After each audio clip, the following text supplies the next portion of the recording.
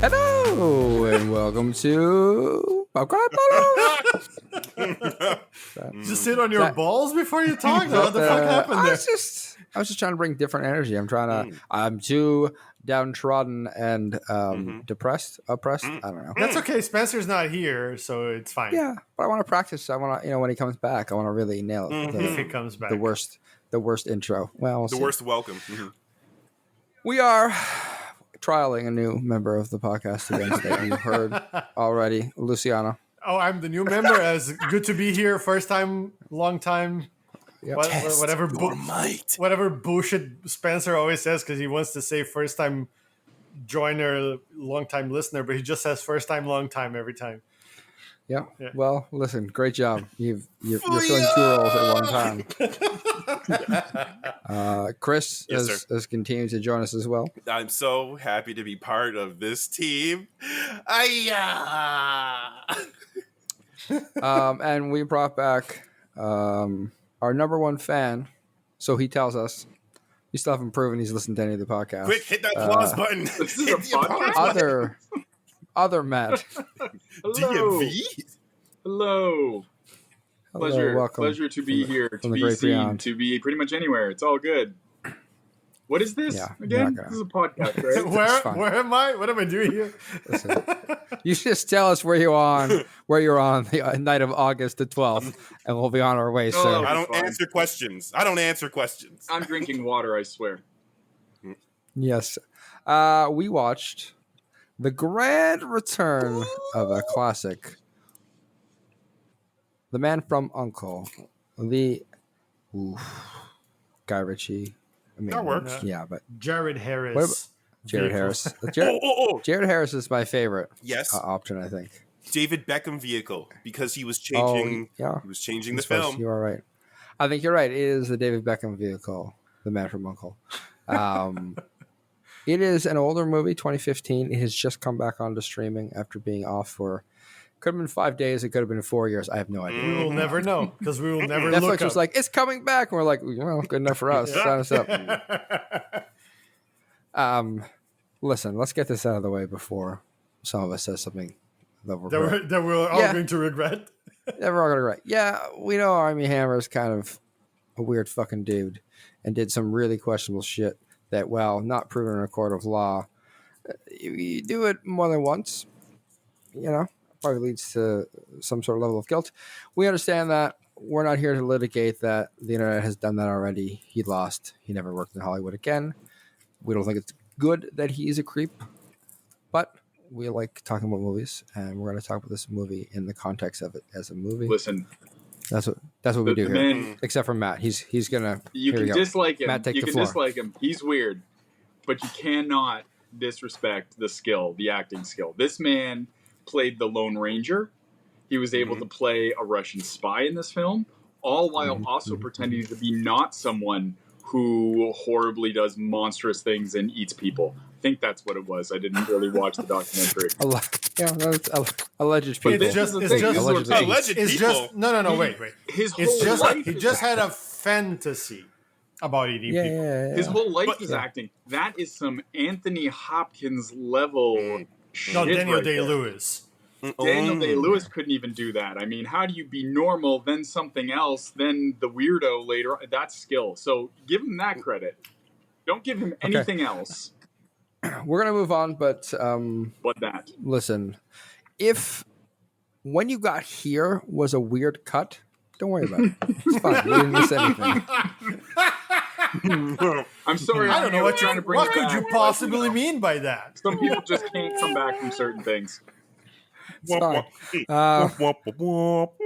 There we go. Let's talk about the one thing we liked about this movie. We always talk positive, just in case this movie is a dog shit piece of crap. I don't know. Who knows? Chris, what was your favorite part of this movie? That was a weird pause. Well, he was percolating on it. He wanted to execute. Did you hear the crispness and delivery from the diaphragm? Like, this is why he's our host, Matt. Check it. Now, favorite part of the movie, I have to do it. It was the boat chase heist, boat chase infiltration setting where like Ilya is like, "Shut up and watch me work. I'm gonna do this thing," and then like sends Hold on, cowboy. right, Yeah. and he sends Napoleon flying, and then Napoleon's like, "All right, fine. I'm just gonna take my ass and sit down here and watch this motherfucker do his thing," and then proceeds to find boon after boon after boon, cuts the radio on, tucks the napkin, and just enjoys his life. He enjoyed his life watching this motherfucker. The dude hit the fucking jackpot with that truck. You know?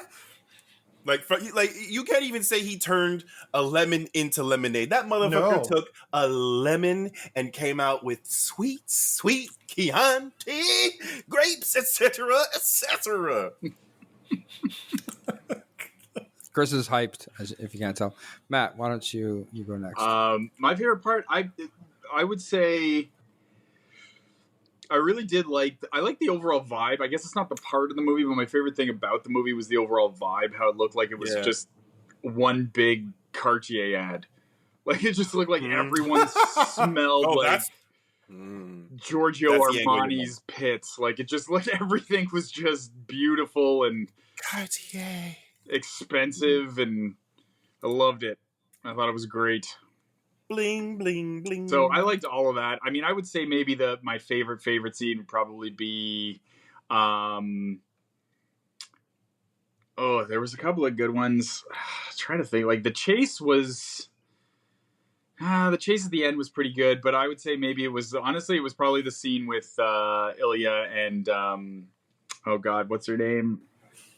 Gabby. That's it. I almost said her real name. That's why. Alicia Vikander. But the scene with Gabby where she was doing her risky business sort of impression in the background, and then they get into like the crazy fight. It's pretty good. That scene is pretty good. Yeah, I was digging that. No, let's give him. I like that one as well.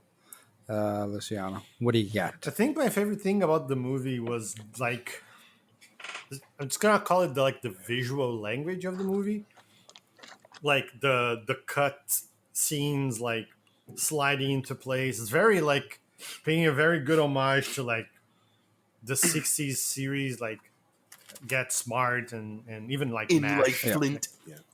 That kind of thing. I really liked it. It's you can tell that they're like harking back to that, but without it being super cheesy or without it being like overwhelming or like overdone. So they're not just bringing back the original actors in a cameo role at the end of the movie for no reason. Yeah.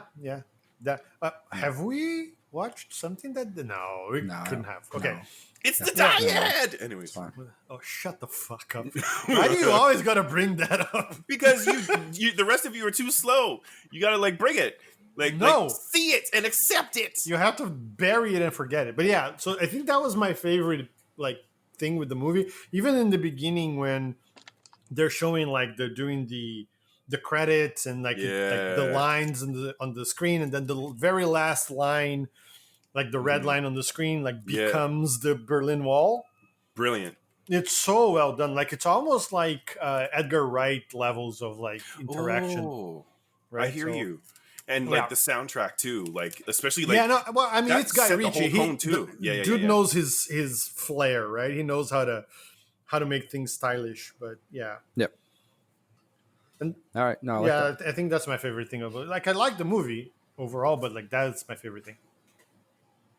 I think the one thing in the movie that I enjoyed, if we're talking specifically about the movie itself, and that I think for me, it's just that opening car chase where Gabby's driving. So you see that Gabby's super capable, and they're like going through all their spa emotions and just like the way they talk about each other, and like at one point she's like, "Is he dead?" He's like, "I don't think so." Like just that whole conversation. And fucking T1000s after the car. Yeah, exactly. That never. But it's just old. It was a fun way to introduce the two. Are they both antagonists? Both. Like, they're both protagonists. I don't know. Yeah, I guess all of them are.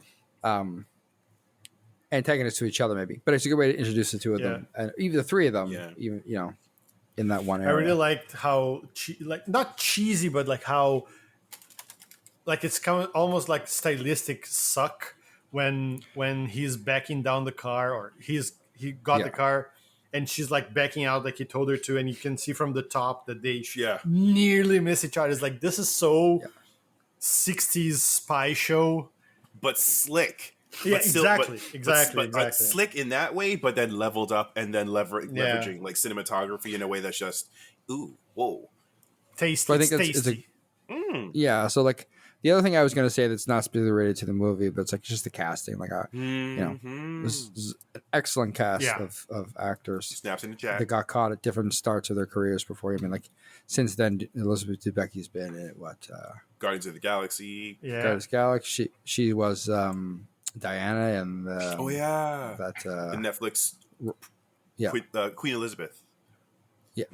Alicia Vikander unfortunately played Lara Croft. Yeah, Lara Croft. Not Lara Croft. Lara Croft is the owner of Craft Services. Yeah, don't feel too bad for her. She's married to Michael Fassbender too. So okay, that's a bad thing. I'll have to Google that. Anyways, the good thing she was in was Ex Machina. That's right. It is a bit honest, but not here to talk about Ex Machina, but like, because it was good. Anyway. Apparently she was in The Green Knight. Don't remember that. Really? Anyway. She was. Oh yeah, she was. Oh boy, I don't remember her. Fuck that. We watched that for another podcast and another life. We're not going to talk about it here, but it's recorded. So the cast was really good. So, but I want to go back to talking about the stylizing from the 60s and stuff, because one of the really interesting things, I was listening to a podcast and they were talking about like making movies and making historical movies is like, just because something is historical accurate doesn't mean it would be believed today. Oh, 100%. The example they used in the podcast was like the idea like the name Tiffany is actually historic, like a really historical, like English Irish name. But if you were to put the name Tiffany in a period piece, nobody would believe it. With an I, I was like, why is this stripper in the middle of London? Like, what is she doing? A pox on your house? What is this stripper from 1985 doing? Is it just time travel? She's doing really well for herself back now. Look at that dress. What's the equivalent of a stripper in 1800s Britain or whatever? Harlot? A courtesan? Oh. I mean, Henry VIII. Mistress of the night? I don't know. Mistress of the night. Different. I know. Burlesque, perhaps? Yeah. Okay. But yeah, it's true. So, like, fiction has this, right? A lot of the times, like if you pick, especially nowadays, and we don't have to get into it, like if you pick this and told it as a story somewhere else, people will go, there's no fucking way. Reality doesn't have to make sense, but fiction does, right? Well, and that's perfectly accurate, right? Because, there's a couple of things. I think that's, I think Chris, we were talking about the pre-show, Chris, you mentioned like there's a lack of tech, which we'll dig into later, but like, how do you create cool tech in a world where we all know what the tech level roughly should be? Yeah. Because it's in the past. And so, but anyway, so like the reason why I bring this up is, I wanted to talk about like, are there things in this movie for you guys that happened in the movie, but are more like 2020 or 2015 experiences? Like for me, one of the things for me is like a woman being a mechanic, a woman being a pro, like a master driver. Yeah, women allowed to talk to men. Yeah, talk down at men and talk back. Yeah, yeah. Men with lots of turtlenecks and mustaches. I mean, I'm out here and just looking down the street, I can see about 8 of those. So that's a very 2024 sort of situation, I would say. I could see through his window. But I don't know that wasn't the case in the 60s too. I mean, if we're talking about like waxed handlebar mustaches, then I would be, See, that's what I would be expecting from that time. Like lots of curly mustaches. Yeah, I'm an owner of I'm a just living business. in the 1960s right now. I don't know. Maybe that's just what I'm staring at. Oh, that'd be groovy. Groovy, baby. That's the late 60s probably. Yeah. What a time. Yeah. Because even if you think of I think maybe that's actually why we were expecting. Like Austin Powers sort of like painted a picture of like a much more psychedelic 60s than we see in this movie. What roofies feel like a very 2015 thing. Maybe that was yeah, there's plenty of roofies in there. Our boy Cavill got roofied. Reverse roofies Yeah. or roofies. I mean, Is that not reverse roofies? What? That's just, He's just like, roofied. It's not reverse. No, but like, because then forward, Yeah, you reverse sound roofie it's sounds like you take it intentional. from the wrong end. Wow. Yeah, or either that or like you were drugged and they like give you an antidote or something. You go Well, you sit know, down. like, She's okay, like, it's- no, it's- sit here, and then just pass out. sit up. You don't get to be comfortable. Not with my pillows. What did but you think it was something like that, man? Well, I was saying like the one of the things I noticed was the tech that they did use. Like I understand that they probably had those little like tracking bugs that look like giant transistors, but like just the sheer amount of money, like the trackers they put on them, like they had trackers tailored inside of his jacket, but the size of the tracker didn't match. Now that might just be science and not but like the tech they were given are like very modern things that wouldn't necessarily all exist, like the double back tracker on the missile. Yeah, just- that one was like, why and how? Yeah. At that distance too, like.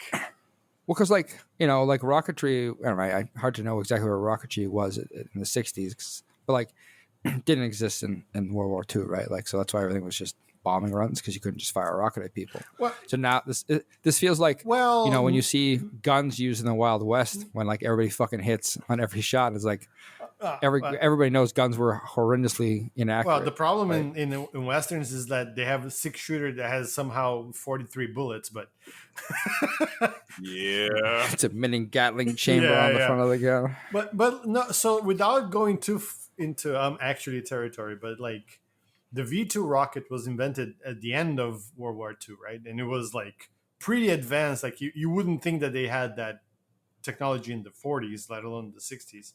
But still, the whole like sort of like tying together or like linking the two rockets, the two bombs together is a little bit much. I agree. And if they say like with the precision or like with the accuracy 10 of feet. like 10 feet, that was like, oh, okay. Even GPS devices now aren't that accurate, but it's a bit much. But yeah, It works. It worked in that for that scene, but then part of me wonders, like, since we're discussing this, if not for that, how the hell would they have pulled that off? But it worked. They just painted themselves into a corner. Right? yeah. Hey, it's fine. I was just curious because I think it was interesting to see like that's how they keep the movie feeling modern. Again, like I think you called it already. We kind of joked at it, but like the treatment of women were essentially treated as equals as much as possible, right?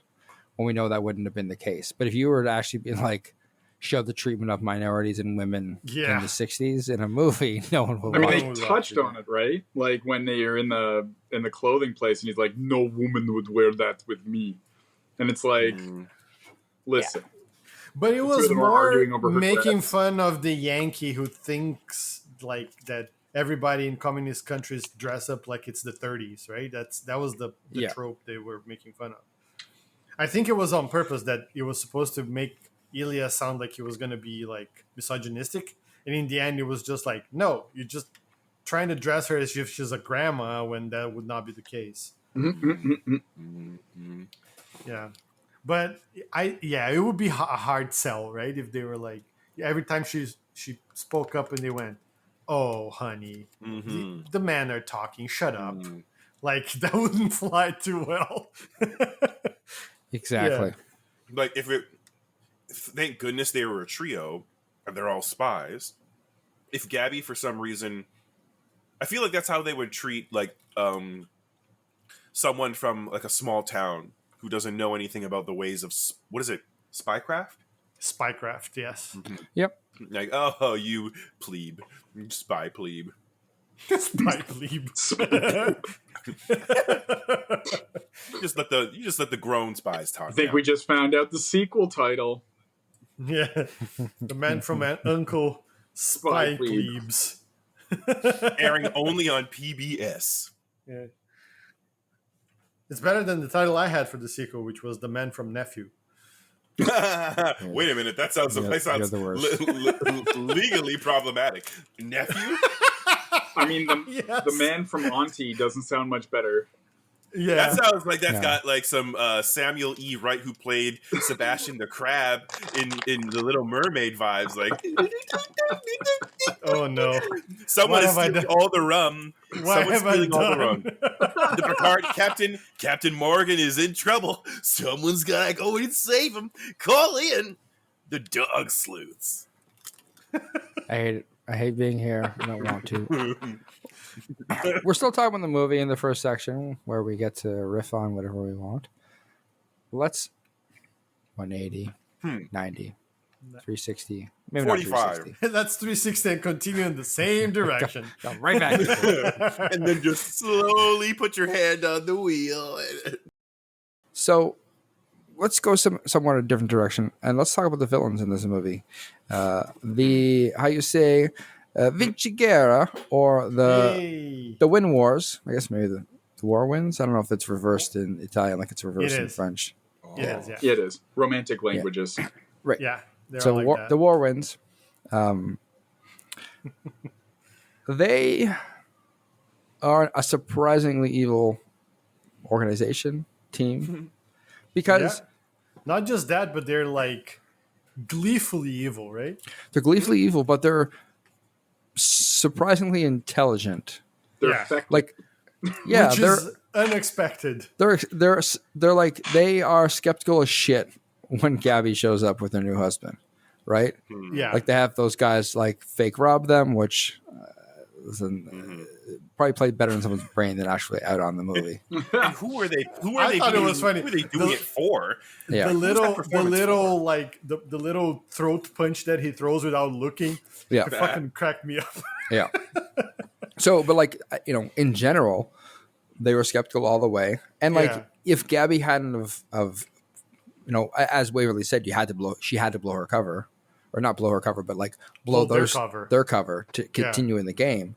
Like if she hadn't done it, we are like they knew like as they were talking through it like that those guys were already completely suspect, and so it was like the confidence he used all the way along was surprising. And Yes. even when they lost, like they got outsmarted, but not in a way that made them. Well, maybe we'll get to that, but like they got almost like not dumb. yeah 98% not it dumb. was more it wasn't really like that they were super dumb and the heroes or like the protagonists were super smart. They were like playing to their strengths while like they knew that the couple really loved each other even though she was sleeping around, so he played on it until he got her, which was satisfying. Right. Yeah. That finally happened that way. I was very surprised, pleasantly so, when they find out that the vault was breached, and Victoria immediately goes, "Oh, this motherfucker," because he was a thief, right? He said he was a thief. And normally in a movie like this, she would go, "Duh, I wonder who could have been," right? And she's like, "Let's go there right now." Yeah. That was Yeah. an excellent impression of her, though. That's Thank you. Fantastic. I practiced from the day I watched the movie until now. All I could hear was Princess Diana. It was beautiful. Oh, She has a Damn. very, very British accent for an Italian woman too. It's fine. It's fine. None of this makes sense. They have a British guy flying an American flying a Russian. One of the most painful things, like painful because but not because they do a bad job, but like Henry Cavill and Jared Harris speaking to each other in a fake American, especially Jared Harris going, "Yeah, you see," like the Yeah. 60s Yeah. fucking like a reporter or like yes. It was Coming very to you painful. live from the Especially because Rainy Shade. I'm watching, or I just watched the second season of Foundation where he gets to use his regular accent. Right. Yeah. It's so jarring to see him go, Sally, what are you doing now? What the fuck is this? It's so weird. He uses it a lot in the first season of Leviathan Wakes. What is that called? The Expanse. Oh. Yes. Yeah. He does. Yeah. He like really uses it. need to watch that show. He's just not exclusive, but he Don't- he uses it to leverage into the weird like Don't watch it. belters. The first season's okay. Don't watch the rest. Just the first season. Yeah. Yeah. Anyways, Okay. yeah, it's because it's basically. Oh God, fine, I'll do this. The first season's like really tied to the book. Until then- the last 3 episodes. Yeah, and then they get really wild with like how it connects. Like they start just kind of like Game of Thrones, where like they just do whatever they want. Like they start killing off characters in the show that aren't killed in the book, and vice versa. And it's just Even in the first season, they start changing personalities and other. Anyways, But we're not never talking mind. about that. This is not the Expanse show. We're talking about The man from the brother of your father. right. I just think, though, we Wow. just found something out about Luciano and Matt that if we ever needed to stall them so we could find out where their location is and bomb Yeah. I them, just get us talking about we the Expanse, just have to 100%. mention the Expanse and they're Yes. dead. There's a reason why this podcast originally started with just the two of us talking about Yeah. shit. Literally, like how It was just we- like us having coffee and Mhm. then us recording us having coffee. like literally, Hugh Grant will be there and be like, "We need an hour and 45 minutes to find their location. Can you keep them on the phone?" I'm like, "I got this. Got this. Talk about The Expanse." Expanse. So You just season have to 1 of The say- Expanse, You just episode have to 1. say The Expanse, the show, the TV show is better than the books. That's all you have to say. And Whoa. it's like, yeah. Off to the races. We'll fight you. Okay. But we're going to talk about The Man from U.N.C.L.E. This is a good movie, and we could continue talking about it. We were talking about Yeah. the Vinci Guerra, the evil crew, Villains. the villains, and how effectively villainous Yeah. they were. Mhm. Like, Chris, how did you feel about their villainry? Yeah, that works. Their villainy, their villainous villainy escapades. Yeah, so I think they hired a really good HR director, and they managed to source a hench legion and other soldiers and stuff, right? Like they covered all the components of a successful villain corp or crime organization.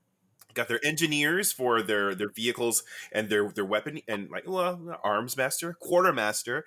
They had that, and then you totally had your master strategist / co-founder / CEO Strategist. and that's like Victoria, straight up and down. And that leaves you with one Alex Vinciguerra, who, in pre-show we referred to him as the mustache. And so, what do you like? How do you not include him? I'll tell you why. He's up to something. Mm. Yeah, I agree. Like even the rank and file weren't like complete buffoons. Like I mean, they kind of got given the runaround by 2 very well trained Sure. agents, Yeah. right? But it wasn't like they were like stormtrooping around doing shit, right? They even get Ilya's boat to sink, right? Yeah. True. Yeah, They I actually don't- got him.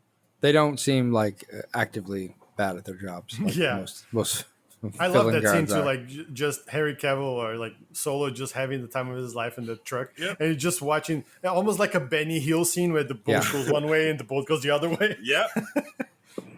And And it's, then it bursts into flames. Like, oh shit, they actually connected. yeah. They actually Yeah. connected. He's dead. Yeah. Matt, before we jump off this topic and get into the biggest plot hole I've ever seen in my entire life, do you have any thoughts on the villainry? The villainy. The villains? Villainry, yeah. Yeah, no, I mean, you guys kind of covered it. I would say that I felt like the one guy, like the Playboy dude, was a little underused. I think he got a little overshadowed by just like Yeah. the sheer awesomeness of his wife. Like she was just like and they even said it right in the beginning. They're like, this girl's got this shit. Like she's the real brains. And that really came across. That guy was just useless. She's like, yeah, here, you can go be the decoy. Go just drive this all-terrain vehicle and do that.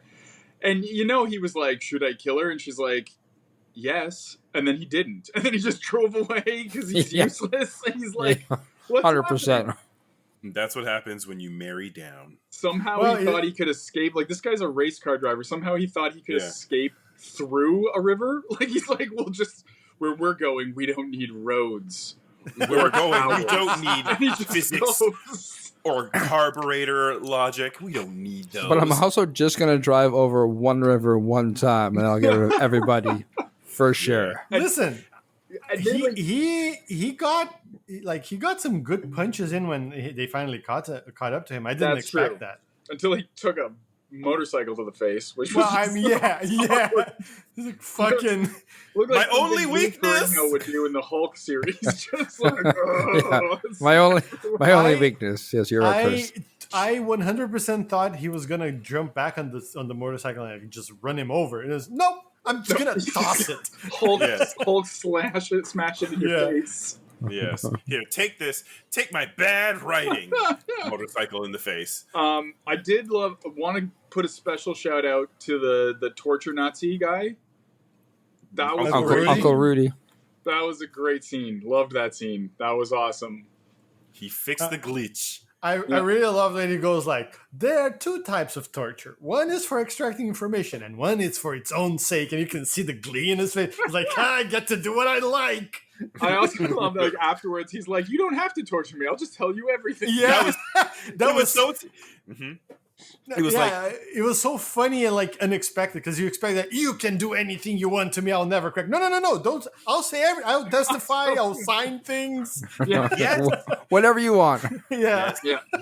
Yes. He's fully and like usually when people are like, I'll talk, just don't hurt me, and then whoever's in charge of the torture just does something to them anyway.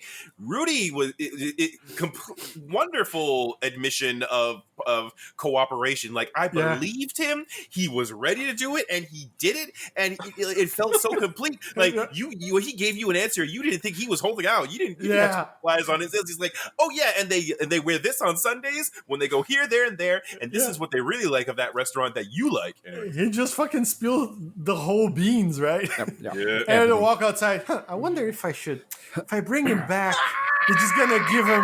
It's like fucking on fire in the background. Yeah. Fire's Poor always Rudy, funny. in a sense, but no. Yeah, fuck him. He was a Nazi. Yeah, Yeah. it's true. Let's get to the big plot hole. All right, let's be honest. There's no plot holes. Yeah. The story is The plot holes in this podcast. the story There's is no plot hole. it's a paint by numbers spy Yes. movie, and they do a good job to probably use twists in a way to distract us from big holes by just Oh, boy. like. Well, okay, because the thing is, this movie does the thing where it subverts your expectations by having Gabby give up her two accomplices. They've worked together, now they're all friends. Whoa, gives the- spoilers. Well, Didn't there really be 2015. 2015? I think we're past there. 2015. This So- is what happened in the movie, and a year later, Donald Trump. That's fair. Oh, wow. That hurts, but fair. I forgot about that. Oh, oof. No, but, Oof. excuse me. My point is with this movie is it is trying to do these things, but essentially it's just one block of this is fun. This is what I expected. They're doing the spy things. They did the spy things. The spy things are done, and now they're all best friends. And they Guy Ritchie tied it together in a way. Oh, and Lionel Wigram. That's the other screenplay writer. I don't know. Not important. Oh, He's alive. That's all I know. Definitely alive. that works. But I'll finish this point because I'm rambling a bit. But like the idea that he just wrote a simple story. It's doesn't do much, and there's no holes in it because it's paint by numbers, right? So Yeah. what I kind of want to talk about is because spy movies are kind of a big thing. James Bond. We haven't even done the comparison to it yet. We can in this section if we want to. But how does this stack up in the rank of spy movies for you guys? That's a good question. I think so. I'm gonna just like preface this by saying that I did like this movie, and we're gonna get to the ratings at the end. But I think the fact that they kept it somewhat, maybe believable is not the word, but I'm gonna go with it. I think it detracts a little bit of the fun of the movie because at least I go to watch something like a James Bond movie, especially like the really zany, like Roger Moore or Timothy Dalton. Well, Timothy Dalton movies are shit, but like you know what I mean, like the really zany, weird ones. You go to see. Okay, so let me get this straight. He's driving this car, and then he pulls this button, and the car becomes a plane, and then dresses him up as a doll that has like machine guns for eyes. You want to see the crazy a little bit and see how they justify it. And it's not that I necessarily think this movie would have been better this way, but they did play it safe, I guess, is what I'm trying to say. Yeah. So I'd agree with that. I would say that's pretty dead on. But I mean, James Bond's a hard comparison because like you could look at James Bond in general and go from like crazy, zany Pierce Brosnan, yeah, driving George Lazenby, like George Lazenby. I always remember when I say Pierce Brosnan. I always remember him driving that Aston Martin in the ice. Yeah. Yes. And the car and like physics stops working on that car for 2 seconds so he can turn it around 180 degrees and continue. Yeah. And like that's not how anything works. that's what bugged you, not the like weird parachute scene where he's like all of it, clearly but like that scene I remember being in the theater and going, what? Like what the fuck? And we paid to see that. Yeah. We forked over the ducats. Or Daniel Craig, right? Like then you've got the more serious, like hate the world, just full on action man. I don't like those ones, actually. Because there wasn't enough swab and debonair. Yeah, it's more of an action movie, right? Like Casino Royale. I didn't even watch Skyfall or whatever the other one is. But Casino Royale is a good action movie, just not a good James Bond movie, at least for me. But yeah, like that's the thing. So I mean, I agree with that. I felt like it was weird because it kind of tried to strike a balance between like Tinker Tailor's Soldier Spy and like a James Bond kind of action thing. And it kind of created this weird hybrid that sort of worked, sort of didn't. It wasn't offensive in any way. Like Tinker Tailor Soldier Spy was great, but it also felt a lot like Gary Oldman doing his taxes in an English accent. It didn't with his normal accent. Like it didn't really. You got into it and you're like, this is going to be an amazing spy movie, and it's just this old guy talking to other old guys about stuff, and I'm like, okay. Yeah. Good. Especially being a Guy Ritchie movie, right? Yeah, exactly. And I mean, for a Guy Ritchie movie too, there was not a lot of like violent, like there wasn't explicit violence in the same way he usually does. So I was a little surprised by that too. Yeah, it was tame by his standards. Oh yeah. Michael Caine. Although he did do Aladdin, so who did Aladdin? Guy Ritchie. He also did that remake of that movie with Madonna when they were married. So he made some. But that's a different thing, right? Is it? Pleasing the Little Misses. That's what he did. Too. But so okay, Madonna. Yeah. What do you think, Matt? Dick Tracy. I'm trying to tie it back. I'm trying to segue from Madonna back into this movie. So Madonna to Dick Tracy to spy movies. I mean, I love the Bond movies. I think the 90s ones with Pierce Brosnan are probably the most hilarious ones to watch. We should test that. We should test that theory. I just enjoy them so much. And like, I don't know if it's the one where the news media is creating the news. And that's that's an entire plot line. That became reality in 2016. So I mean, I guess, but like, I don't know if that's my favorite or the one where like, I mean, just Christmas Jones. Need I say more? Like, right? Yeah. And the Sean Bean, like, it's just, it's all. It's like it's Does just. Sean Bean die in that movie? Sean Bean, of course. Yes, Yeah. Sean Bean. So all is right in the world. No, there are a couple of where he gets a satellite dropped on him in Brazil, I believe. Sean Bean's job is to die as Sean Bean. Speaking of Brazil, massive. you're talking about the crazy ones. To me, Moonraker is the craziest one because I'm from Brazil. Yeah, that's and the fact that he goes from Rio to the Amazon in like 2 hours, I'm like fucking teleported. Maybe. Lasers. That's all I have to say about that. That's the problem with Moonraker.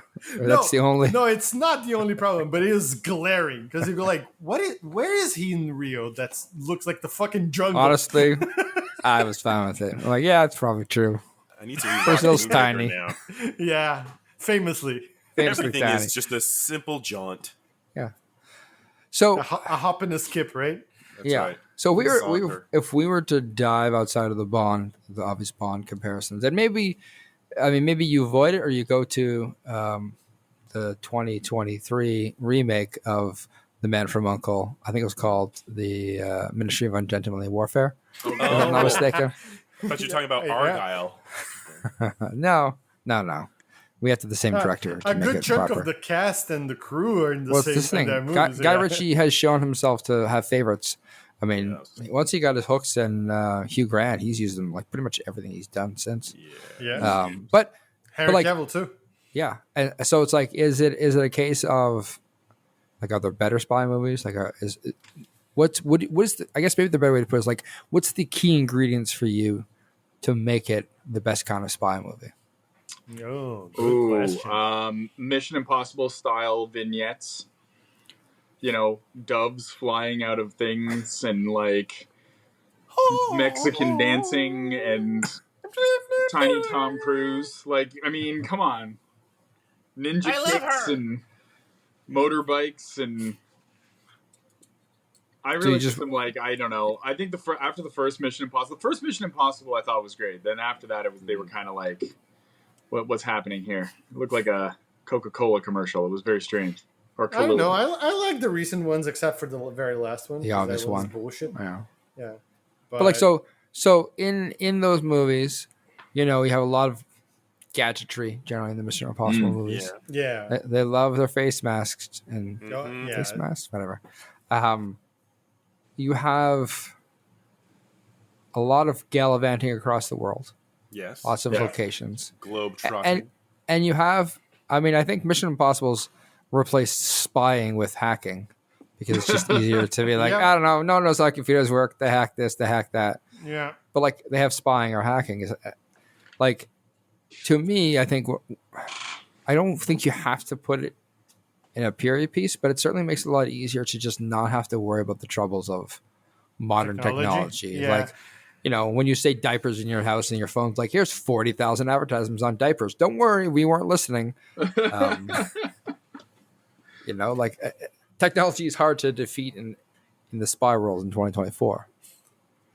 Yeah. Unless you're Austin Powers. But that's the thing, right? The whole spiel or the whole thing with Austin Powers was how much of a fish out of water he was. And him and Dr. Evil, right? That's the whole thing. But Yep. I think there's also a certain charm which Men of Uncle kind of touches on, but also kind of skirts, which is the whole Cold War thing. It was the only, like the rivalry between the U.S. and the Soviet Union in spy movies was probably the only, I guess, good thing to come out of the Cold War. Yeah. You could say, and nowadays it's hard, right? Because now you can't really have like this is the enemy, right? Because there's always like a touchy thing, which is a good thing. Sure. For society, but bad for the movies, is what I'm saying. Yeah, like the new Top Gun movie. No one ever names the. I have to go watch it, actually. I still haven't seen it. Still in Because theaters. people can- Don't worry, Like, you can pick you it up. could The never fuck, have it's still a. in the theaters, man. No, god damn it. Of I course know. not. Shit, man. You could never have like the first Top Gun movie now, and then have Hot Shots having making fun of them and then showing the enemies' names on their helmets be Tabuli and like you'd never fly I mean, today. we were still doing that in Team America World Police, but after that we slowed down, I guess. You know how like Tabuli, Habibi, Sfiha, like no, Yeah, it would never happen. Was it Durka Yeah. Durka? Yeah. That's, I mean, that's Durka? anyways, that's Durka. racist as fuck. And so we're trying to not be racist as fuck anymore. With So I mixed think results. you're right. It's better if you could do it in a Right, not because you're allowed to do racism. That's not what we're saying. No, it's not that. I'm saying there is a certain charm about it being in the past. Yep. Not just because of the whole black and white us versus them thing, but like the technology is easier to deal with too. Yeah. There's nobody, like it's not like everybody has a camera in their pocket and So you're not just sitting the whole time be like, why don't you just call him, text him. Yeah, no, not just that. Track It's never gonna be like, oh, the AI has taken over the whole internet and now they know where you are, and they show some weird images on the TV when they're watching you. You know, it's funny. Not They also talking about a specific movie here at all. No, God, no. They missed. I missed also, like, this one could have used some of the like disguises and nose prosthetics that seem to be really prominent in all spy movies. Like just throwing on a fake face and like passing yourself off as someone else. I mean, they do. Yeah. In one famous James Bond movie, which shall not be named as I name it now, Diamonds Are Forever, where he makes out with himself in a corner and fools everybody. Wow, whoever that guy is making out with us, hairy knuckles. Like, hey, listen, it's the current year. We don't judge. I do think you bring up an interesting point. I think a good spy movie needs a little bit of comedy in it just to break the tension. And yeah, The Man from U.N.C.L.E. does it in what's probably a decent way in 2015. Looking back on it, maybe a little overplayed, but it was charming. And like you said, like the Uncle Rudy thing, like them trying to figure out what to do with him, and he, lights on fire. That's kind of funny. That's also very like outright comedy thing, right? Like that. I could see that scene playing in like Get Smart, for example. Yeah. Yes. yeah. Good call. And my favorite comedy scene was the kiss, like the slap. I was like, what is he? Why is he doing calisthenics behind that guy? And he just fucking slaps him, and he just stands there. Like the whole thing was so out of nowhere. I was like, what the fuck is happening? Like you would have been able to, like, the amount of wind he was generating must the have whole disturbed thing. him. But just like, okay, he's that good of a spy. Not even his wind is detectable. It'd be amazing if he just turned around at the right time, just got slapped in the face. In the nothing face, else. You moved. Suka, you're just not supposed to turn. Yeah. Must not touch 20 minutes. Yeah. No, 74. Yeah. No, I think that's the interesting thing, right? It's like a good. I think the reason why this movie is fun, even though the story is safe, is that it hits all the right notes on a good spy movie. Yeah. You do some spying, you do some infiltrating, you do some actioning, you do some like. It doesn't have to be like it always ends up being like sexy. I'm gonna bang all the people. Yeah, it was surprising that wasn't the case. Like there was one or two scenes where that is, but it's very like light. It's one person who does that, but it's like there's no Xenia on the top. Yeah, but it's like no. Well, that one scene. She didn't try to kill him with her ties. No, but they did trash that room pretty good. I gotta say, it's fair. Even the maid was like, "This again." No, she's like, "Fuck this, I'm out." Yeah. This again, and then off she went. Like, but like so like all those things I think make. That's why it's a fun movie, is because you're taking all the best parts of a spy movie, and weaving them through the whole like milk toast story. So like the story is inoffensive. It's like, this is a weird, follow me on this one. Everyone paints their house white nowadays, so anybody who moves in can put whatever they want in it, and it feels like their own space. We don't have to repaint the walls because painting is shitty. So this is what this movie feels like. It took the white wall paint of stories. And then added all the cool features and pieces to make a little painting here, a little knick-knack there. That's a good analogy. Yeah, a red leather couch for reasons no one will understand in the corner. And it works, right? Somehow it works. Yeah. I also think a lot of it is owed to, and this is obviously direction as well, but like the interactions between Armie Hammer and Henry Cavill are just chef's kiss. Like just they both have such good comedic timing. Yeah. With an Armie Hammer playing, like, yes, he's a piece of shit person, but like he was so good in this. Like he was playing the straight man to a T and being like funny when he needed to be, and playing off of Henry Cavill just being a douche the whole time. I think a lot of, at least my enjoyment of the movie, was them kind of like playing off of each other like that. So that 100% helps, because if they were stilted, like, in my opinion, Armie Hammer's Ilya and Gabby had no fucking chemistry, and it was super forced for me. That whole, they're like, ooh, we're getting romantic. Like, what? They completely came out of nowhere for me, made no sense. Well, listen, I'd love to hear For a me. rebuttal. Other Matt, rebuke his statement about about about their no, chemistry. yeah, the lack of chemistry. I mean, I didn't think it came out of nowhere. I kind of got that feeling and You know vibe what? from the two of them. No, Chris, rebuke his statement. I rebuke both of your statements in the name of the law. You're looking for a So- you're looking for a Spencer here. You're not gonna get one. Oh, that's what you were looking for. Yeah, no, I was Yeah. like, no, I can see it. He's and I'll looking tell for you a fuck you, Luciano. You're wrong. They beat each other up. There was violence. God damn it, New Spencer, you got one job. But we all know that the shippers really want and are clamoring for Napoleon and Ilya to just just Napoleon. fuck already. Napoleon. Napoleon? Yeah, of course. The portmanteau Uomo. name. You have to have one, right? Okay. It's not confusing at all. I think we should definitely stick with that version. Of course, yeah. Yeah. Vini Vidi Vici. They should just get a room and just like bang it out. Just like and in a way, that end scene when they burn the microfiche, I think. Yeah. If I may be so bold. Sure. They burned it. They burned that bitch to a T until it was golden crispy, and then they had a drink to cap it off. Okay, but then like I feel like even though just because Solo gives Ilya his dad finds and returns his dad's watch, they think they'll always want to know who would win, and that's why he's like, "Do you want to finish what we started?"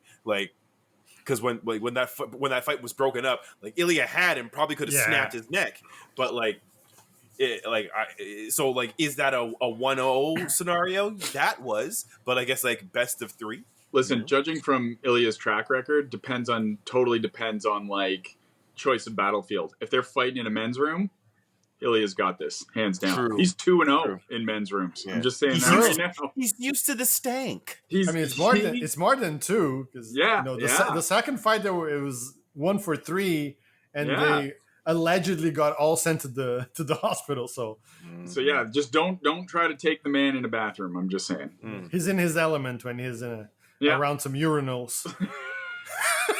I was gonna say a sauna, but that's still very tile. No, it's a bathroom. No, that's adjacent. Viggo Mortensen's.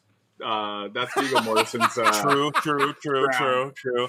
Dangling, swangling.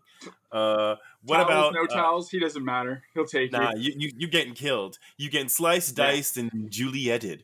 Aragon. You don't try to fight Aragon in a sauna. That's just A wrong. Napoleon environment could either be a boudoir or a cafe. Yeah. Something where he's in a robe. That's basically he's got to be in a robe. He got the upper leg. Like a gentleman's club where he's in a robe, smoking a cigar, drinking whiskey. You're dead if you fight him there. Or a hair club for men. Yeah, there you go. A barber shop.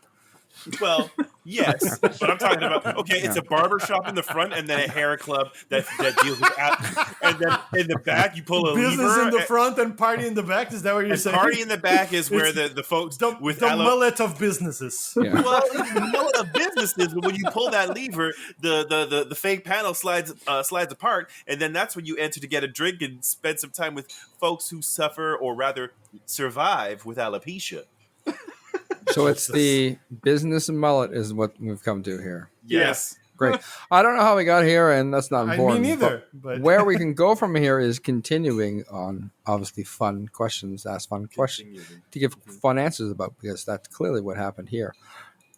I got an easy question for you. Alexander Vinciguerra, the husband of the evil corporation. How... Explain to me how he is not uomo pipistrello. What is that? What are you saying to me? You what? Uomo pipistrello. That's pretty good. That's pretty good. That's pretty good. Come again this time in my ear. I gotta roll my R's. Come again this time in my ear. Uomo pipistrello. Oh. You want me to do it? But that twang on it. Roll. You're a professional, please. It's Il uomo pipistrello. Yeah, thank you. Italian Batman, for those who don't speak Italian. How is he not Italian Batman? Because by all marks, money, he's got a little bit of a crazy streak. You know, that's all I really got. But you fill in the rest. He literally looks like Bruce Wayne's disguise that he would go to where he would call himself Matches Malone. Yes. He's got the bad mustache and everywhere. He's basically Matches Malone. Mm-hmm. Yeah, it feels like, his Bruce Wayne, like, Brad Pitt is Italian in Inglourious Bastards. I'm Italian. Yeah. Buongiorno. Yeah. Or How like, is he not? Grazie. Yeah, grazie. Grazie. mm. Yeah. Grazie. Yeah. How is he not Batman? He's even married to Catwoman, if we're honest here. Or Talia Al Ghul, one or the other. Selena Kyle. I would say or more Talia Talia Al Ghul. It's more Talia Al Ghul, I There's agree. just She's streak not. to it. Yeah. Damn. It makes sense. No, though. he kind of. He kind of is. He kind of is, yeah. Hey man, I said not uomo pipistrello. Allow me to rebuke both of them That statements. name will never not be funny. And yet the pivot with the key word of rebuke is upon you. So the reason why he's not Batman is because Batman like loves being in control, and he controlled his destiny by both mastering his mind and then body and then will and blah blah blah. But Alex is not Batman because he enjoys the stream of Playboy too much. He's too much Bruce Wayne, is what you're saying. He's too much ineffective Bruce Wayne because he, as a result of all that like hubris channeled into playtime, he left. I mean, I wouldn't say he left, but that leaves. I can't think of the word, but Victoria now has to assume master strategist, CEO. So what you're saying is Alex Vinciguerra isn't Batman. Correct. Because Victoria is what you're saying. Yes. Oh, it is? Okay. But but only partly. He's like a lot of like the Playboy stuff involves physical stuff. So he put all of his effort behind driving, which is just one component of the Batman in order to uphold the Batman mantle. Well, like, Batman would also know not to drive a fucking Jeep through the water. Exactly. True. Thank you for the plus one. But he could fight. He could fight. He took them both on there. True. That was surprising. Like but then he died like a bitch. He died like a bitch when a bike got thrown at him. Not a bike. A motociclette. A motociclette.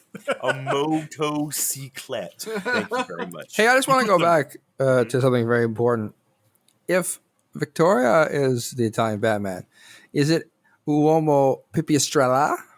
Well, not uomo. Donna pipistrella. Oh, that's even better. Donna pipistrella. Facts. Let me just confirm. Italian is not my first language. That's really or important. my second or my third. Damn. I feel like I'm disrespecting my ancestors too. Donna pipistrello. But that's bad. You're saying Batwoman. It's weird. I would be Donna pipistrella. Yeah. Anyways, I married into it, so I know nothing. Why is Italian? Why? Hey, we gotta go down this whole. Matt not Batman. The rest of the way, I am. I'm Batman. Wait, Batman. There we go. There you go. No, I want to go down this a bit further, and just because it's fun to Google things on a podcast. What is Joker in Italian? Burlone. Yeah. It's almost like burlesque, right? It's Yeah. sort of this. Yeah. Joker's better. Joker's better. Mattaccione. Oh, buffone, like buffoon. Oh yeah, that's better actually. Yeah. I'm gonna get you, buffone. Buffone. No, you never will, uomo pipistrello. Oh my god! Vaffa Napoli. Wow, feel so supported And- and antagonized at the same time. I feel like someone listening to that would be like, yeah, I said I'll have extra cheese on that. Hey, Sir. hey, Mom, let's order a pizza from that Quiznos place. You can have the pinguino. Yeah, there's a whole host. We should just do one day just the whole roster. I'm not sure we should be allowed to. Why not? You're Yeah, married it's- into it. My name is Italian. We're good. Francesco Piccioni over here, so yeah. There you go. I'm we're sorry, good. I bring nothing but it's fine. but You know what, Chris? Caribbean, Bajan For ancestry. all of the years, you just come and hang out and fire Yeah. your own shots. You deserve it. We'll allow it. Reparations are happening. Yeah. Hey, it's about time. Rich biatch. Next question. Unrelated. Hey, why did Ilya get into power boating? That was apparently a big thing.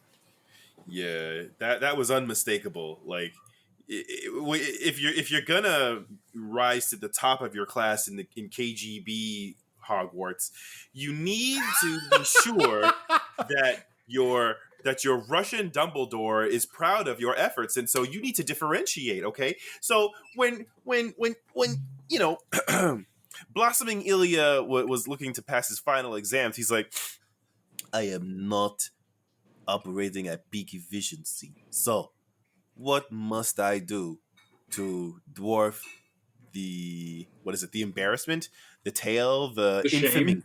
the shame and infamy that my father left me? I know. I will train to. Power boat. No one expects you to assert your dominance on the water unless you have a power boat. And so, unless it's the key, unless you have a powerboat and you can wield it effortlessly across the water, almost like skipping stone that never end. Nice. I mean, if he was so good at powerboating, why was he so bad at it in the movie? Listen. I don't was think on he his practiced. I dossier. don't think he practiced enough with people shooting at his boat continuously until it exploded. So Rain is bullets are like rain. Okay, Yeah. some people get wet, other people feel it. Watch this, cowboy. I go in circle many times. That's basically all it is. yeah, Maybe the track for powerboating, I don't know, do they go on a track? maybe it's a problem of the reason he went into powerboating was a problem of translation. Oh, Maybe he So thought he was getting into motorboating? motorboating. Yeah. Maybe that's why he went in. It's like I would like the powered boat woman's things, and then when That's a he class. realized he was wrong, he was too far into it. It was too late, and because he wanted to see, because that's the difference between Napoleon and Ilya. Ilya is air quotes perfect, as like a super sleuthing master of espionage, but the suave and debonair charms that would be skills that Napoleon possesses, or I would say to affect also Gabby and villainess Vigigera, like Ilya does not have that ability, and so he thought he would be able to conjure up that ability with his mistranslation. So he doesn't know how to speak Russian. Are you implying that Napoleon Solo won those women over by motorboating them? Yes! Isn't that how you win women? Sustained. You spy plebe. I thought that's how we all did it. Yeah. Yeah. I rebuke. When you got to 7th grade, you're given a manual and a step-by-step walkthrough of how to meet women. Yeah. Step 1, motorboat.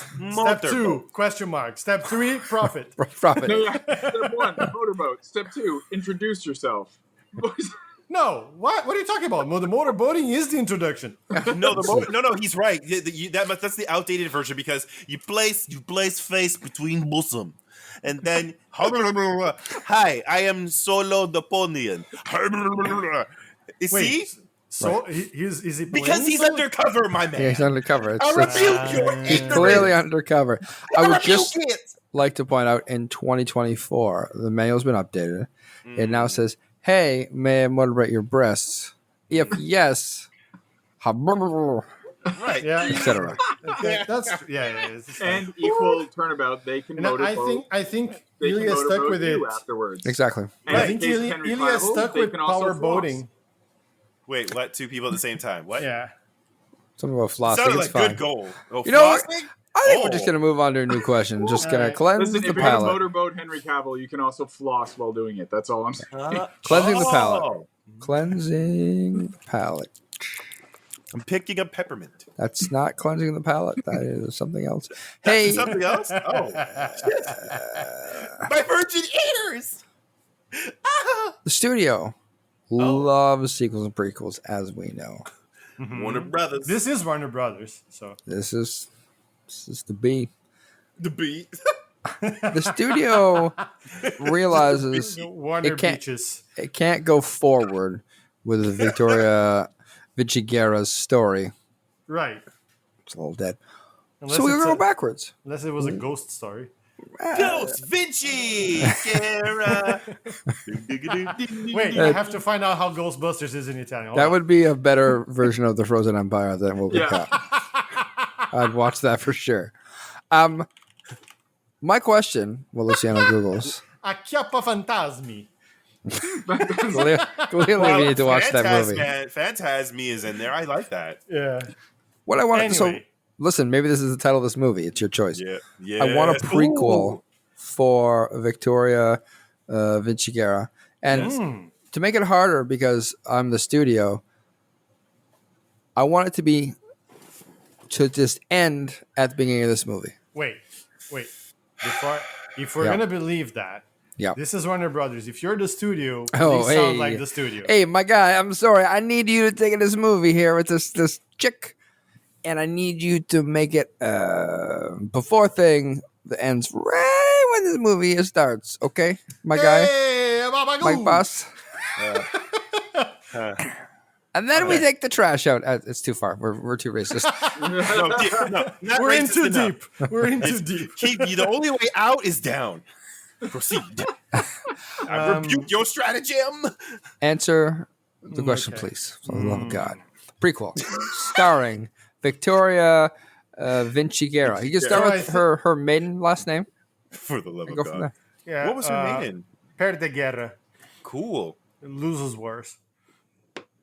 Okay. Got him. Great show. Just killed it. Algorithms. I think it starts with her as a child in a place of plenty, place. Hey, this should go on for way too long, by the way. Yeah, Of her just being a child. right. Yeah, and with like it's like the actress whose first build is not that actress, right? And she's in a place called Posto Verde, which is that's the town she was born in. It's a place of plenty. She's like rural Italy in the 20s, I guess. Yeah, Sounds maybe about right. 30s. Maybe 30s, 30s. yeah. She seems kind of young. Yeah. Oh yeah, this is 60s, not 40s. Yeah. Yeah. So like in the like 40s. 40s like, even. Yeah. yeah. At the Yeah. end of World War II, Probably, yeah. when the Italian mafia has taken over the three towns. I'm so glad he's here. Like The he's Fattoria really de getting history. Proiettili. Oh boy. Uh, Getting learned. I'm It's getting getting learned real. today. Learning Getting all learned these- the today. Città de Gas. I really Okay. appreciate we're learning all these authentic Italian towns. Yeah, let it. I'm here for They're it. Let the man all- cook. They're all in Authentic the area Italian. of Tuscany. Okay, thank you. I was wondering what region they're in. What's the Citadel? Costa. Oh, there you go. Hey, man, you didn't cut that out. The Doesn't happen. La Cittadella. Oh boy. And so it takes like about half the movie is just her as a child running away from Posto Verde, trying to get to La Cittadella, because 1940s. Cheese. yes, cheese. They're running out of cheese in Posto Verde. Parmesan, man, that is so hard to come by. Yeah, Oh well, and my it's far from Tuscany too. Yeah, So exactly. Yeah, you got to go all the way. So it's You gotta have to go gotta all the way. travel. You have to go on on a Horse. road? on a road trip on the Yeah. Strada della Furia.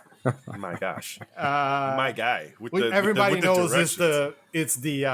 the highway that goes all the way through Italy. Yeah, Wow. that's the one.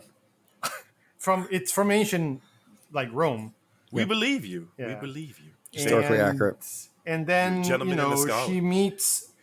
This goes on for way too long, as you said, Matt. I think you're at the studio. I have to respect what you Yeah, please. And then about an hour and 30 minutes into this movie, the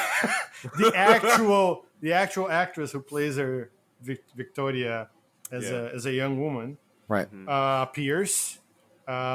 She's disguised as a man Obviously. because nobody respects women back then, right? Right. So she, one of the most beautiful men you've ever seen. Obviously. Okay. No one's gonna and- notice, right?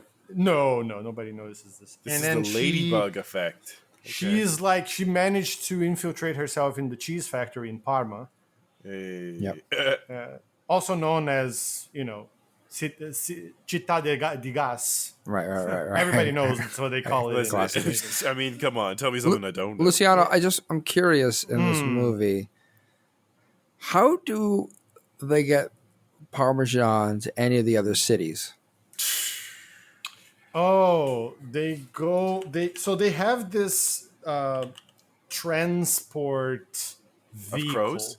Oh, vehicles. Okay. Yeah, They call no, it the and crow. it's like at first they start try to transport it normally, like in like wagons and stuff, but they get assaulted by like bandits. That's right. Yeah. The mafia, the Italian mafia. Yeah, assaults obviously. them. Thank you. Yeah. That's And so they fromage. build this what would they call it? I guess they would call it Convoy? a rig, Okay. maybe. Okay. Okay. Yeah, that's very And- American of you, but yeah. Well, no, that's the type of vehicle.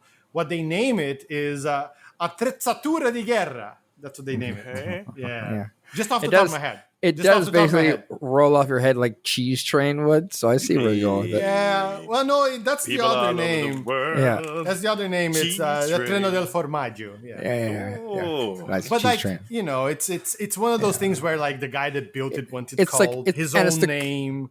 It's a cool code name for the company, right? Yeah, Like, of to be course, like- of course. It's on the And the so cheese they- train's on the move. Sounds lame. They take Cheese this train. attrezzatura di guerra through the Strada della Furia. Yeah. And they transport not the cheese as you might think it, but No. the milk and like all of the stuff like separately. Oh, Right. shit. So they were smuggling. and that's where she meets Vincenzo. Pretor Alex is his name. Oh, shit. Hey. Yeah. For some reason paints the top of his head. It's a weird Yeah. thing that he does. Well, it's just to mimic the cool hair he's gonna have in the future. Dude. right, yeah. It helps protect against the sun. Yeah. There you go. Pretore Jack, not Jack. I'm sorry, I don't know where that came from. Pretore Alex, Alessandro, Yeah. Oh. Alessandro actually. Yes. Thank Cook, you. bitch. Cook. And that's where they fall in love. She, for some reason, knows how to drive that vehicle very well, and they fall in love while they're running away from what's this fucking Dementor? Dementors? Dementor, yeah. Dementus. Demented. Okay. Well, yeah, it would just be Demente, or maybe Impazzito. That's his nickname. Thank you. That's perfect. I love that. Hey, let's wrap this one up. I just want to know the title for this movie. I was thinking something like ooh, I don't know. Formaggiosa. Well, like or just say Formaggiosa. Like, but Formaggiosa like, and Uncle Saga. yeah, We need the man we from need an Uncle F. Saga. Yeah, Okay. Yeah. yeah. I think that's Formaggiosa. good. Because everybody got to good. know it's related to the man from Uncle. Of course, yeah. Of Yes. course. Yeah. Okay. Perfect. Thank you. I'm going to yield everybody else's time because that was fun, and I'm not sure anybody caught on what we were doing, but that's okay. What? Hey, This is a completely original idea they came up with right now. Furiosa. I want to get off this podcast before we get called by any major movie studios and get sued. Damn. Again. Yeah. But this is where we lay our homework out, but go on. That's fine. No, let's Luigi. We all know him. We all love him. Luigi. He had a huge role to play in this movie. Yeah. God. I wept. just for the audience, in case someone missed the movie, or sometimes you like to listen to it before you watch They know it. who we're talking about. Go on. He's the bellhop from the hotel, and he's Aw. got to bring Napoleon's stuff up to his room Mm-hmm. so the other hotel person can bang Napoleon. But that's not important. I want to know what is Luigi's real passion. Apart from peeping Tom, because he I saw, mean, he saw that coming. listen, you tell me. I'm just asking questions. Just asking questions. Yeah, you asking, all right. You asking the fuck out of them, and I cannot rebuke that intention.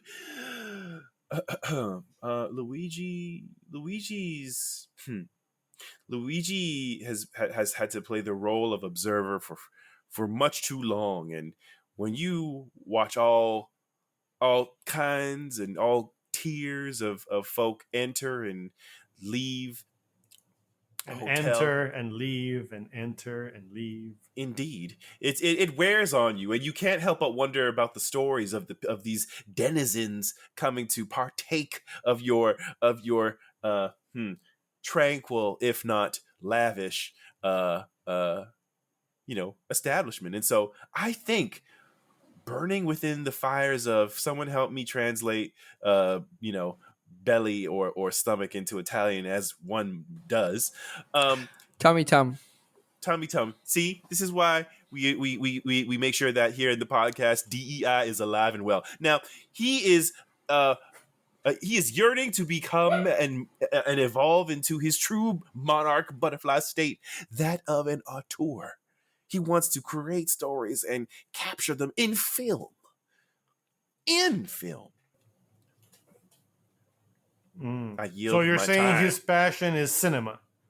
Correct. Yeah, I mean, that was pretty evident from the beginning of Chris's statement, but He wants to tell stories about people, and the people who fall in love with the rest of those people, and the people who have dreams and don't actualize them. yeah, And if you don't understand that, yeah, Luciano. we got. No, I'm not. I'm just confirming. Good. But don't you confirm these nuts? Hey, That's what he does, incidentally. I would love to stop both of you from talking for a bit. Matt, just say anything. But that's what you do with that smooth pause. So everybody back with that. I don't want y'all talking anymore. Pause. Y'all I'm need to shut your professional. faces. Professional podcaster. It's the professional podcaster daddy tone. It's like Listen, I just want to ask Matt a question. Matt, Okay. I forgot the question. No, I do. Luigi, your friend Luigi. There it is. I'm gonna cut that out. No one's gonna know. Luigi. What's Luigi's real passion? What's his passion? I was transfixed by that story. I think he was just a lovable guy who, just kind of he grew up with that desk clerk. Let's call her Mariana, because that's her real name. Because I don't think she has a name in the movie. I think she's just desk clerk. So they obviously knew each other for a long time. You could tell just from the Eye contact, gentle yet harsh way that only a true friend would call him to carry the bags. Pick up the fucking bags. So I like to think that that's how you do it. he was always just loving her from afar. His passion. She fueled that passion, and hello. He's just always waiting for his chance. And I feel like in that scene, was he not behind her when they were first came up? Yeah, that's right. Guy, you think that was Luigi? I don't think we ever got any clarification on the dude that was behind her. I think it was him. For the sake of argument, let's say it's him. It's not an argument. It was facument. So. I feel like he just feels like he almost had his chance, and then like so many before, the cavalry arrived. Hey! In the form of a beautiful, beautiful, slightly hairy man. Mm-hmm. And all them pectorals. He got there and he was like, "How can I make this not happen? How can I make this not how do I sabotage this?" And get myself in there. And is that why his name is Solo? As in Solo. he is solo and he wants people to be solo. Is that what I'm Anyway, saying? I feel like his So passion low. is like he loved this woman. He wanted to be with her. He wanted her to share his love. Giving really, I feel like I'm just making him sound like a giant incel, but sort of like incel. Not quite. No. You're almost there, but not enough to make me concerned. So Yeah. he realizes when she looks at him and she says, "Well, what else can we do for 5 minutes?" Which, by the way, not sexy to any woman. I don't think I've ever said to a woman, I'm like, "Hey, what can we do in 5 minutes?" And she's like, "Not that, son. No." You're a I can- tiger. You're a tiger. Now a lemur. I can think of a lot better I things can to do. berate you for 5 minutes if you want. And that phrase, by the way, was the one phrase he didn't hear while he was setting the bomb to tragically kill both of them in a lover's embrace. Wow, She thought that it took would a take turn. normally like 15, 20 minutes. Yeah. But no, Cavill rolls in 5 minutes. So basically, they had already left the room. It went off, and nothing happened. And he just, I guess he just kills himself. I don't know. However, So I just so I isolate this. Making Luigi's contact. true passion is death by Stalker? suicide. Yes. Or bomb making. Bomb making. making. could be it too. Stalking. He died doing what he loved, making and distributing bombs. I blow you up. I blow you up. I blow you up. You don't love me. Blow you up. You die. Explosion. Boom. Yeah. You don't Right. blow me, I That's blow the you. song. You don't blow me, I blow you. Yeah. That's right. It's My our favorite ringtone song already. in the movie. Yeah. All right, I'm yielding everyone's time. That's enough. Aw. We've nailed the question. All right. Let's do what we always do here at the end of this podcast. Let's give ourselves a ranking for this movie. We have reviewed another classic facts movie. I haven't said that in a long time because why would I? But you listened. Facts, fantasy, action, comics. Sometimes we let slide to comedy, Yeah. thriller, and science fiction. Where does this one fit? Nobody knows. But the important thing here is I want a ranking from S to F for this movie, starting with Luciano. All right. I said it a couple of times where we were talking about it. I really actually enjoyed this movie. It's not like a super great masterpiece, but it is fun. It's well acted. It's the story is fun. It's not too complicated, and it doesn't have to be. I had never heard of Armie Hammer before we started talking about this movie. Oh. And I am supremely bummed that he turned out to be the garbage human being that he is, because he is a really good actor. And it's unfortunate that he's basically canceled forever, I would say, rightly so. But unfortunate for the art, let's say, because I really enjoyed his craft. Yeah, Henry Cavill is also a pretty good actor, has good comedic timing, and I think he outdid Henry Cavill in this sense. Not much to complain about, really. Just honest, like I said, I didn't find the chemistry between Alicia Vikander and him and Armie Hammer all there. I thought it was sort of forced a little bit, but overall, it's a fun movie. I might actually watch it again. I wouldn't go after it, but I would watch it again. Stylistically cool. I'm gonna say a solid B for me. Wow. Other Matt, Yes. can you top that? This is the competition now. Once you pop, you can't stop the top. Till you I drop. like good villain. I think that's what made this movie. I love the villains. I thought that was my favorite part. And I mean, when we were talking about it, we were just reminded of it. I loved the filming of it. I loved the way it was done. I actually felt like just the aesthetic of it was really decent, and not just the camera cuts and stuff like that, but just like I said, it literally looked like you could be seeing, like a Giorgio Armani ad for some sort of fragrance. I half expected her when she was about to date rape Henry Cavill, where she just closes his eyes and she's like, Gucci. I don't know. Just something like that. It's just got so Uncle by Armani. Armani. But I like that. I love this. I love a sexy villain that is also Brilliant. fucking competent. Yeah. And she was that, so I think she kind of stole the whole bloody thing in that regard. So yeah, I like that. I like that. I like Henry Cavill. I mean, this also kind of is funny because a while back we were talking about James Bond, and just for some weird 6 degrees of separation, Do the it. next movie that he was in with Guy Ritchie is the Ministry of Ungentlemanly Warfare, and that guy he's playing is actually the real guy who James That Ian Bond Fleming? is based on. Yeah, So Oh, it's yeah. like a that whole guy. weird sort of thing. So I love Henry Cavill. I like that. I actually didn't, as much as I was saying like Armie Hammer's like a solid actor, and I do think he is, because again, if you're going to be that kind of a monster and can pretend to be a human being, and then on top of that, pretend Acting to be chops. someone else convincingly, I mean, layers to this guy's dimension. But that being said, I didn't particularly love him in this movie. I thought he was like he was a good straight man, but I don't think he was, I could have took or leave him kind of thing. I didn't think he was necessarily making the movie for me. So I, again, kind of like good, kind of bad, kind of okay. So I would put it in a B too. But damn, that, like, I want to watch a movie with that villainess, man. Like, I would watch a prequel with that. Oh, I just made one for you, so Yeah. If you want to watch a different movie entirely and put her picture on the screen, it'll be fine. You'll make Luciano's movie. Don't worry about it. Just think of her. Just think of Victoria Vinciguerra. It was better than the Yeah. one I came up with. I was just going to basically read the plot to Matilda and just change her name to Victoria. Listen, well, That would have been funny too.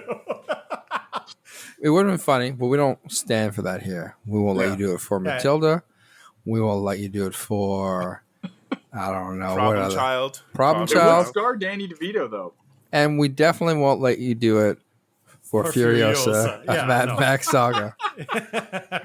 Never. Never. We would never do that. Never. Rebuke that intent. Your All right, rating, Chris. sir. Oh, he Chris. didn't give a rating yet. No, Oh, I did. yeah, no, you he have did. He said a B. B. Oh, okay. I didn't hear it. Yeah. sorry. Chris, Yes, sir. are you prepared? Yeah, I was just looking at my notes actually. I would say. So I've seen this movie like 3.5 times, and For reasons that will remain unmentioned. shrouded in secrecy. Yeah, so I've seen this movie 3 times, and I've enjoyed it each time, especially I wish I could watch it again for the first time, because it walks a really exciting line between too much action and not enough espionage, but it still walks that line. It feels proportional, but at the same time now it's got comedy and like fantastic casting. Like Dumbledore Jr. was the last person that I expected to be in this film, and I was absolutely delighted to see Jared Harris. And like David Beckham stretching his wings, trying to diversify his portfolio, changing the film over. I'm like, so sorry, boss. Like, come on. So, anyways, the core cast aside, and all the other things I mentioned, music was was fucking on point. And just everything was gripping in the right way. This is Guy Ritchie at his best, which is sad because the movie was never optioned. Silence. It's my fucking time. You had yours. This movie was optioned for a sequel, and I would have absolutely loved what they would have tried to continue to do. So, should you see this movie? 100% yes. And that my rating was going to be... Actually, no, let me think about this. If I'm saying what I'm saying, this is an A for me. Oh my god. All right. Yeah. I'll allow it. Yeah. I'll allow it. Yeah, I'll allow you to have your opinion. I'll allow you to have agency. You're welcome. Thank you. Oh, shit. I got him. Oh, no. I too really enjoy this movie. I don't know why, but several times when I was watching this movie, I was just like sitting there and kind of like a little like smirk or smile on my face for like a little longer than it probably should, because I've seen the movie before. But it was just like a, it's nostalgia. It probably was nostalgia that was doing it, but like Mise bouche. it's just like sometimes the summer's been on fire in your city for like months on end.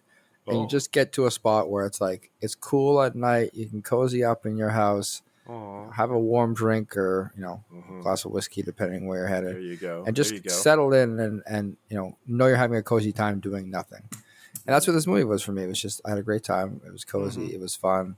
I would put it right there in that B range of I'd watch this movie again. I have no issues with the movie other than it's not awesome.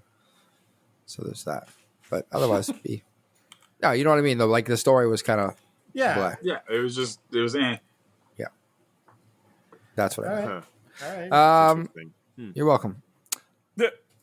We have finished this podcast on The Man from Uncle. Good note. On a good note, next week we're gonna go to a bad note. I think. Uh-oh. Is it I a don't Zack know. Snyder No. movie? No. No, we're not. It's a Mark if- Wahlberg movie. If you want to watch Say hi to the your mother for me. the extended cuts, say hi to your mother for me. And talk about them on your own time. That's your own personal business. Mm-hmm. No, we're gonna watch the 2024 vehicle Union. Yes. The Union. The Union. Yes. The Union. It stars Mark Wahlberg and Halle Berry, and it went directly to Netflix. Garbage? It went directly somewhere. It might as well. The text is red. Netflix? I don't know. It went I think directly it's to Netflix. Yeah. I think it's a Netflix production. So we're gonna watch Yeah. this, and it's a vehicle for someone who will name it a later date. Na, na, na, na, na, na, na, na, na, na, na, na, na.